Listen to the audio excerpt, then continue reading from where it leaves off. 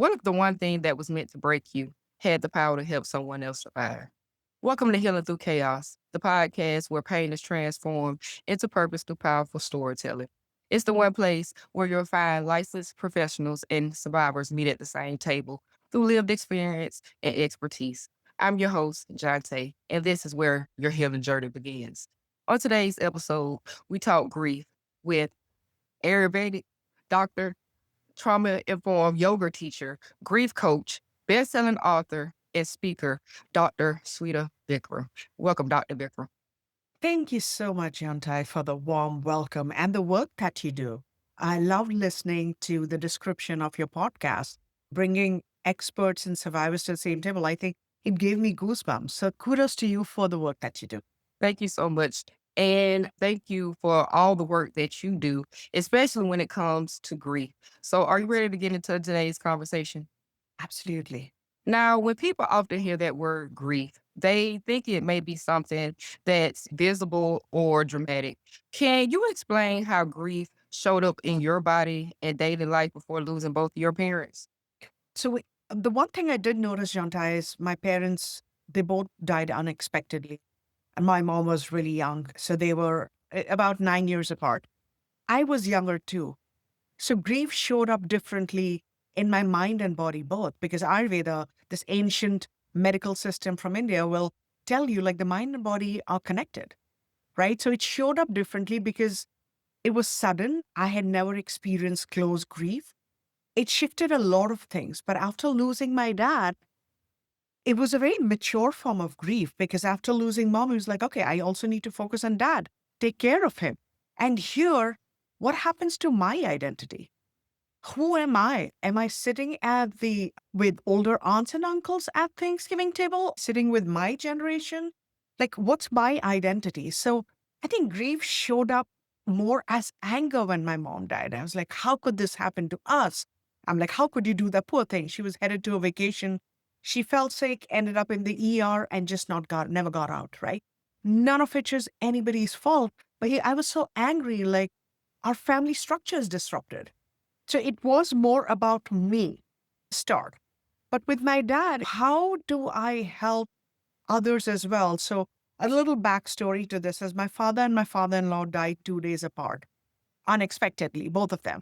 So we are grieving two different families, grieving in my home. My husband and I are both grieving.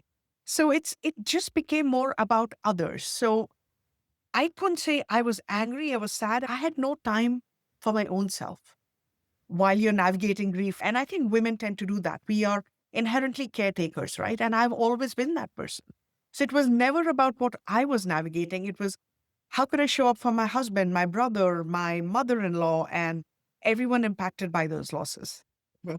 And as a person who identifies with losing a parent, I lost my father at a young age as well. I'm So sorry.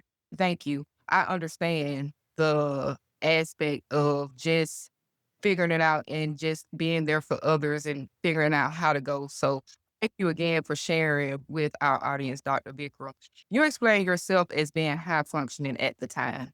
Can you explain what functioning looked like on the outside, but was actually happening on the inside? Oh, absolutely. So I am a poster child for that definition.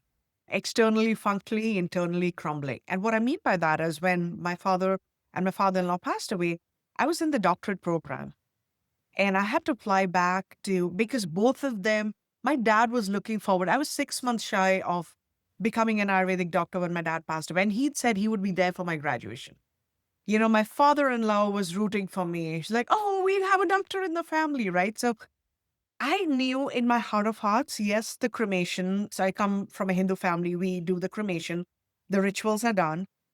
I need to go back and keep my promise. So even in the grief, the promise that I made to my dad and to my father in law that because this was unexpected, they were super thrilled about me getting this degree. And if I'd waited, I would have had to wait another year. So I caught a plane alone. I caught a flight back while everyone was still with them to come back here, take the class, go through. And in doing that, I was still checking in with others. I was still functioning, still seeing my clients. As a healer, I didn't know I had the I could have also had the privilege or taken that few steps back and called it self care, which it truly is. I didn't think I had that space in my life. Like, how do I not show up? So, very functioning externally, responding to messages, telling people what needed to be done, checking in with my brother's family, with my mom in law's family, with my husband, doing all of that. But at the same time, I was like, my sleep feels a little bit weird. I am not angry, but this is grief that I don't recognize. It's because my nervous system was so wrecked from nonstop death after death. And this is 2 days away from my mom's death anniversary. So it's one thing after the other. You're cremating one, you're doing the ritual for another, like you're talking to the priest for the third person. And then you land, and it's like when I landed, my cousin and one of my aunts were at the airport, bless them. But I pulled my phone out to call my dad to tell him I had landed at JFK. And I think that's when I was like, oh, I have no one who gives a damn. Pardon my French, but literally, obviously, husband can't be my parent. He shouldn't have to be. So I'm like, there's no one who cares if I've landed or not. Right. So that was like one grief that I realized. And so, yes, very functioning externally, doing yoga, going to the gym, cooking. But I had like frozen shoulder. I had aches and pains in the body. Um, but I didn't think I could give myself the permission to pause. And a lot of grievers sometimes need to hear it from somebody else. It's okay to pause. You matter too, because you have guilt, you have responsibilities. There's very little manual available to tell you how to navigate the different phases of grief. There's clinical description, but emotionally, like some days you're angry, some days you're sad, some days you want to see people, some days I didn't want to hear another person, but I kept pushing myself through because I didn't know better. And again, I identify with that so much and just keep going and just staying functioning and not really necessarily thinking about the grief that you're going through. So, speaking of grief, when was the moment that you realized you hadn't processed those moments? I think there wasn't maybe like one big aha moment, but there were several moments. As an Ayurvedic doctor, I am helping others navigate this pathway. And I call it as a blessing, but sometimes they are also exhausting. Like for 3 months, we had nonstop condolence visitors. So you're doing your job. I'm in a doctorate program. I'm seeing my clients. You're doing all of that. And then over the weekend, taking care of people. So I think one weekend, my husband and I went away just to upstate New York, and I broke into a fever. And I didn't even go into the bedroom of that Airbnb. I was just on couch. I was like, can you get us some food? And we were watching Netflix. And I was like, oh, so that was like a big aha moment. I am not doing physically not doing okay. And the mind and the body are at this conflict right now. But also, I wanted to touch upon something that you said, Shantai, where a lot of people, the type A's in the house, I'll raise my hands, first one to do that. We, part of our coping mechanism is busyness. I don't believe in denial for myself. I ended up writing this book about after my dad and father in law passed away, the loss of mine. So I'm very active and hands on with my grief, but I'm also, in some ways, the denial bit that from being busy, staying busy was also like, where do I turn to? My dad is gone. He was my buddy. He was my confidant. My husband is grieving his own dad. And like, where do I turn? So work in some ways was cathartic, and helping others also helped my healing process. So I think in these pauses where of breaking out into a fever or the body hurting, I was just like, I just don't wanna. Like just saying this, I was like, I am not that person. If I'm saying something, there's a deeper meaning. And that was I realized I was an adult orphan and I couldn't act out as a child because there was no parent around. Wow, that's amazing. And again, back to that key point of women, we do develop that mindset of just always being very strong and very capable of doing absolutely everything. So, how did your strengths help you survive, but forced you at the same time during your grieving process? So I think it definitely delayed my grieving process because I was so focused on showing up for others. And this is the conflict. Like as a healer, as an Ayurvedic doctor or a grief coach or a trauma informed, yoga teacher or even a wellness speaker, right? I try to work on boundaries. And what I mean by that is to not take on other people's stories by osmosis. I'm an empath. That is inevitable. That's going to happen. And I pride myself in being able to connect with people. But how do I disconnect that energetic disconnect, right? Like our conversation after this call, how do we both move on with our lives while cherishing the conversation? So, but when you're hit with like a double whammy, there's very little space to do that. So my strength was showing up, being highly functional and thrive in moments of crisis. That's just my personality type. You give me a crisis and I know how to handle that. So what happens is you're always in survival mode then. So your strength is you can navigate any crisis. Your weakness is you're always in crisis. So my nervous system was always in fight, flight, or freeze. It just never felt safety, right? I couldn't return to my parasympathetic nervous system. And I was doing my yoga, I was doing my meditation. So that was maybe sustenance. That still kept me anchored. But I was functioning from that place of, and I still don't blame myself. My life, even within like 5 days, losing dad, then father in law, then mom's death anniversary, all of that, right? And so I did my best to just survive those days. But the problem is when you don't pause, that becomes your modus operandi. You don't know any different. Like this past weekend, I said to my husband, I can feel a burnout come taking over. I'm really tired. And I took some time off. I didn't work, which is rare for me as a small business owner. Unless I'm sick or it's like the holidays, I don't just disappear from my work for 48 hours. I needed that. We had beautiful weather, went for long walks, ate some nice meals. I know all of this cerebrally, but when you're grieving and hit with that survival mode, you know that cerebrally, you know that is an option. If I were talking to you, I would share. I could implement it for myself. If I were a little bit, whatever weaker means, I'm not trying to dismiss or diminish anyone, where I was leaning on more people, maybe I would have had the privilege of slowing down. I just never had the privilege of slowing down as a caretaker. And again, I identify with the being in fight or flight mode, just being in that survival mentality, especially after my father died and the oldest child and feeling like I had the pressure to perform and do the best for my sisters and play that role model. It completely wore off my nervous system. Let's talk about nervous system regulation for just a moment. Became a turning point in your own healing. For those that may be listening right now who may not be familiar, can you explain what that looks like in real life? Absolutely. One of the biggest signs would be how's your sleep to check in with yourself. A lot of people, including myself, I was going to bed on time. I wasn't like, oh, I'll watch Netflix till 1 a.m. because sad and I can't sleep. No, I would get to bed on time, but I would wake up. Your digestion might feel a little bit off.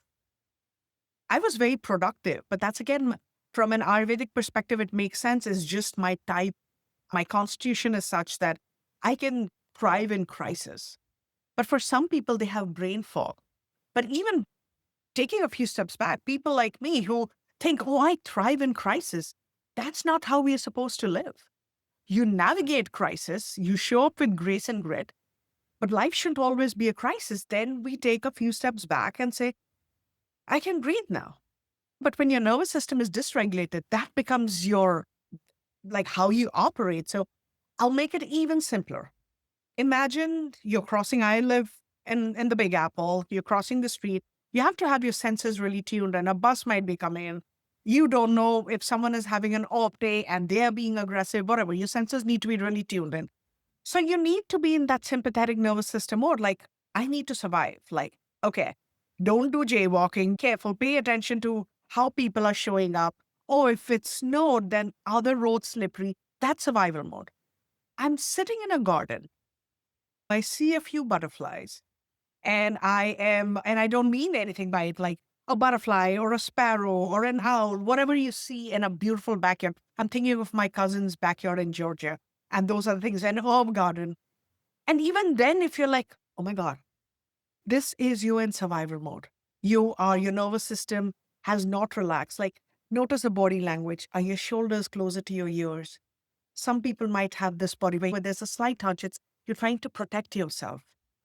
Are you feeling unusually moody? Do people around you say, yeah, we got to walk around on eggshells around you because I just don't know when you might explode? So I'm not saying it's one or all, it could be a combination of these. But just checking in with yourself, like, are you feeling overreactive to every situation? Every family is dramatic and every family is loving in its own way. And that same uncle or aunt who this is how they behave, but this year around, if you feel overly reactive to everything that they say, that might be a sign. So it's not one thing, but there are multiple signs. And the biggest tip that I could share with anyone is pause and reflect. They are your best friends. Nobody knows you better than you know yourself. And we live in a world where we are so disconnected with who we are, what we need. And as women, we pour that energy into others. If I had taken that time to just pause one day and say, yeah, what's going on? I waited 2 months, 2.5 months until I broke into a fever to actually question things then. So do that on a daily basis. Absolutely. And you hit on a lot of key points. It can lead to sickness. It can lead to, as you said, the flight, freeze mode. It just keeps you going, and you got to do something. You have to maintain in that moment. And as a person who's currently healing my nervous system from just being in, whether it was relationships or jobs, I think that Dr. Vikram just gave us a lot of good examples on how to actually heal our nervous system while actually being able to identify it in different ways. Now, you spoke about slowing down. So let's talk about what finally made you slow down. I think I was always exhausted. We tell ourselves, oh, it's grief. I was very close to my father and was my confidant. I am who I am, so much so because of him. So I just thought, I know for sure when we lose a loved one, and if we were in a healthy relationship, I never want to assume that everybody's had a very thriving relationship with the one they've lost. People also have estranged relationships, and their grief is even more complicated. But I'll stick to my story. And I realized that, oh, because we had rituals, I spoke with him every morning before I started my day. And I would pick up my phone, and I was like, oh, okay. And I didn't want to replace that ritual with anything else. It was too soon. What was my identity with both my parents gone? How did I start my day now that my dad was gone? And we started with a cup of chai. Like, tea is big in our family. All of that was changing, but that exhaustion, no matter how much I slept, I was tired. No matter when I went to bed, I would wake up in the middle of the night. So I cannot help others if I don't pay attention to myself. And I was eating right, I was making good food choices, I was exercising, I was meditating, I was doing breath work, I was in community, I was doing all of those things. Yet there's an emptiness that grief creates, right? And you can't pour people and work into that emptiness. Sometimes you have to sit with that emptiness and ask what shape it wants to take. Perpetual exhaustion. I mean, I can't even tell you. For months, I told myself the grief, I'm just tired. But it's not even that I was dissolving into tears. Grief was very internal for me. I wrote a lot about it, I talked about it. But it was also the inside of it was making a difference. And that's when my husband and I went, I realized, oh my God, I am just so tired. Like, walking is exhausting me, and this is not normal. Oh, wow. And you hit on another key point is sometimes we avoid that grieving process by just overworking ourselves to the point of exhaustion. So, how did your relationship with rest change once you stopped seeing it as something that was earned and started seeing it as something that you absolutely needed? I became very intentional. So my calendar will have spaces like after our podcast interview, I have 30 minutes before my next call. I'm starting, some days I can do it, but 80% of the times I'll take those 20 minutes, 25 minutes to reset, to just stretch myself, to go get a glass of water or tea or coffee or just walk like 100 steps. It's very intentional to move. For me, movement is joy. Movement is prayer, movement is meditation, movement is healing. So, any kind, we won't always have 90 minutes. Sometimes during a work day, you might just have 20 minutes. So, I don't say, oh, I just have 20 minutes. I'm like, oh, great, I have 10 minutes. I'll still do that. And I realized to me, rest, another clear difference was rest doesn't always mean sitting down. This past weekend, I was physically very tired. I was grading, I'm also an adjunct professor. So, grading midterms, several meetings. I had done 4 events. It's Women's History Month. I had 21 meetings. I was like, I need to track what happened. Like, why am I this exhausted? I was like, oh, wow. So, met about 100 people inside of 5 working days. I was physically tired and energetically tired. So I took the time to replenish. Sometimes rest for me means moving. And yesterday we did a 7 mile walk, and that was restful to me. I didn't want to talk, I just wanted to listen to music. So rest is deeply connecting and asking yourself what you need. Sometimes it's physical, other times it's mental. Like, I'm very grateful for the work that I get to do to make an impact to help others in the healing journey. But the work can also feel heavy sometimes if you don't carve out. So I think it's not just a self care modality. I am a better human being, a better Ayurvedic doctor, professor, coach, partner, sibling, daughter in law, all of those roles, friend. If I have taken that time to rest, and rest being again, do I need physical rest, mental rest, emotional rest? This weekend was a privilege where I was able to take like the weekend off. For more often than not, I don't have that much bandwidth. So, yeah, even if it's half a day. Once again, I identify with that so much as a person who worked a very stressful position the last few years. I had to figure out what I needed in that moment to help me keep going. So it was sometimes going outside, just taking a 5-minute walk. Sometimes it was just going outside, just taking in the sunshine. So I totally understand and get where you're coming from on that, Dr. Vikram. And it actually does help you release and, as you say, rest. So I want to get into our next question because you're an entrepreneur, you're a teacher. So, in what ways has grief changed how you lead and make decisions and show up for others now? Oh, what a beautiful question. Thank you for asking, Shantai. So, I think it's definitely made me more compassionate, but BS barometer is also very sharp. Like, I live life with a sense of urgency. My parents both died early, unexpectedly. It's not that I have anxiety, something will happen to me tomorrow. I don't live like that. But I also know life happens when you're busy planning it. And it happens like this. So that's why I feel like I have more compassion because I understand everybody is navigating a story that they haven't shared. So hold space. But also, please don't waste my time because there is that level of urgency. So it goes back to, when you're rested, you're more acutely aware, you're more tuned in. You tune into yourself and then you're tuned into others. Like, I love that. And it leads me into my next question, which I think you've already answered it, but I'm going to ask just in case. Have you experienced any guilt or fear around not pushing through like how you used to? Not at all. I think I own my time more. And I don't believe busyness is worthiness any longer. Like, you have to look at numbers. You can't just say, oh, I'm a business owner, but I just like posting on social media. No, like, are my numbers growing? Am I making an impact? Am I helping people? And at the same time, am I taking care of myself? Because I remind myself, I don't have a parental home to go back to and put my feet up. So I have to create those spaces in my life, in my home, where it's my safe space. Like, don't talk to me. I need to rest. Right? Kind of privilege you have if you've had a healthy relationship with your parents. I used to do that. I used to put my feet up and not lift a finger for a couple of days and then do things. So my daily life has to be a space and in a place where if I don't do that, I'll burn out by the end of the week. Absolutely. And Again, you made a great point because when we're often on this healing journey, we do have to learn how to set those boundaries.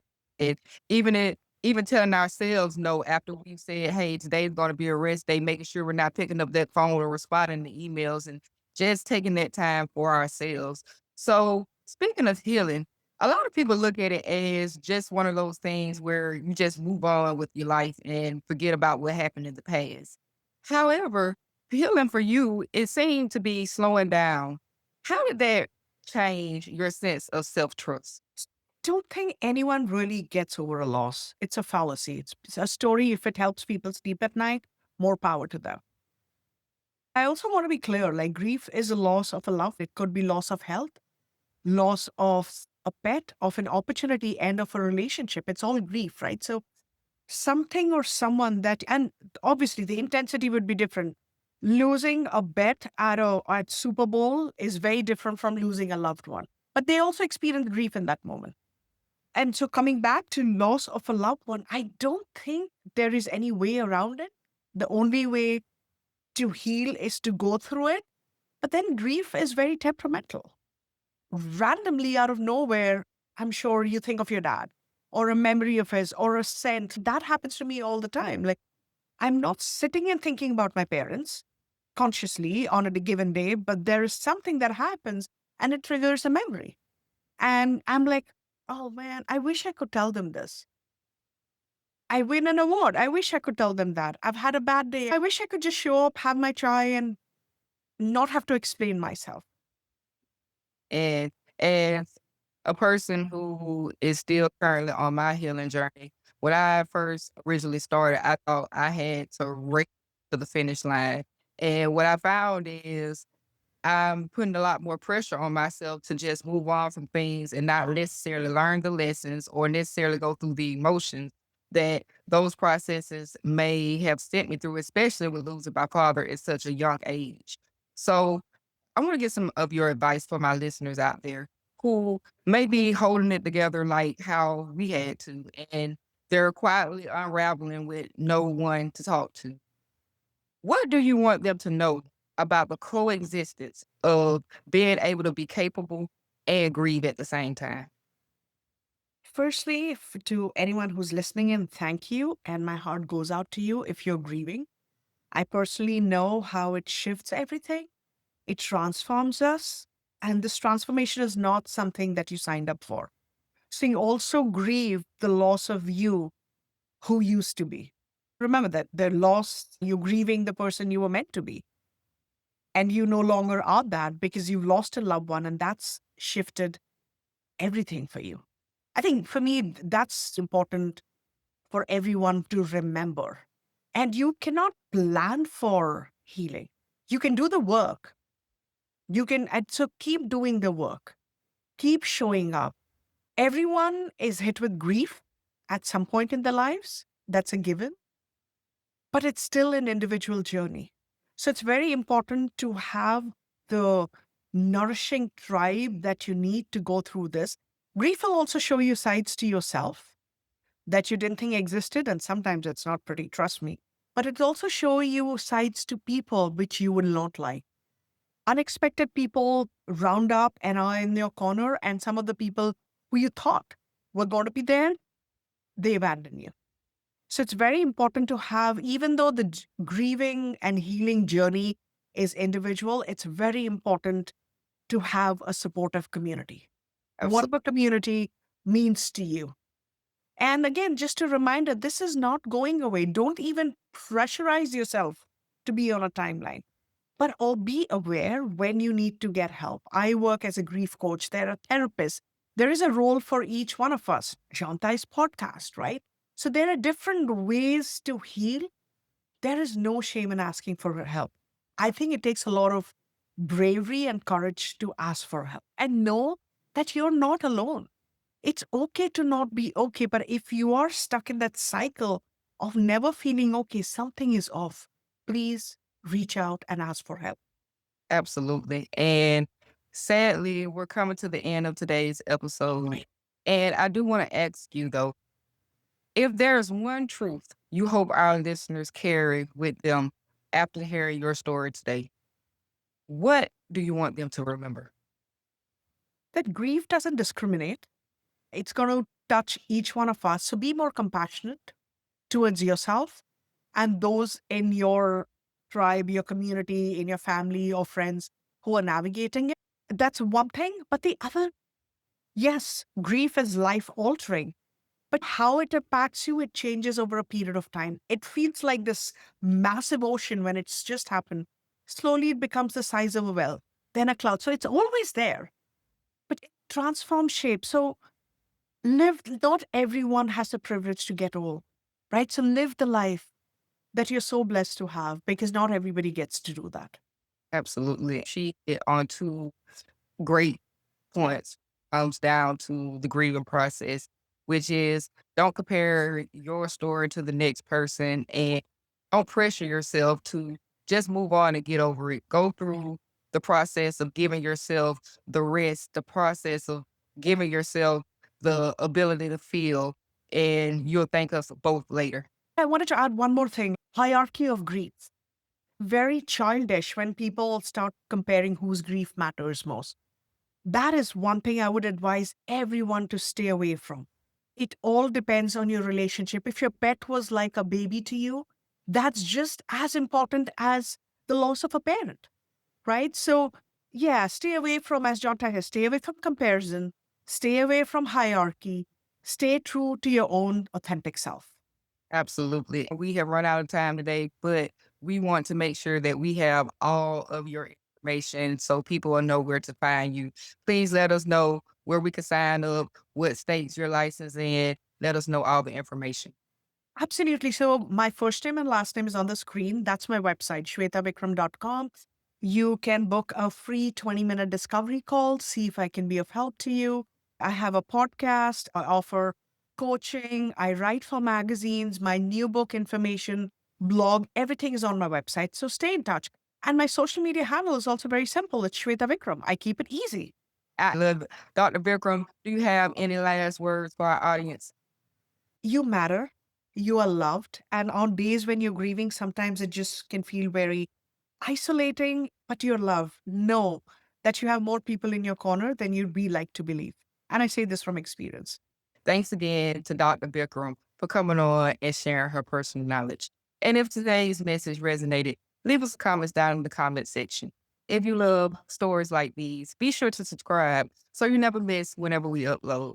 Until next time, remember, keep your healing intentional, your boundaries solid, and your peace protected.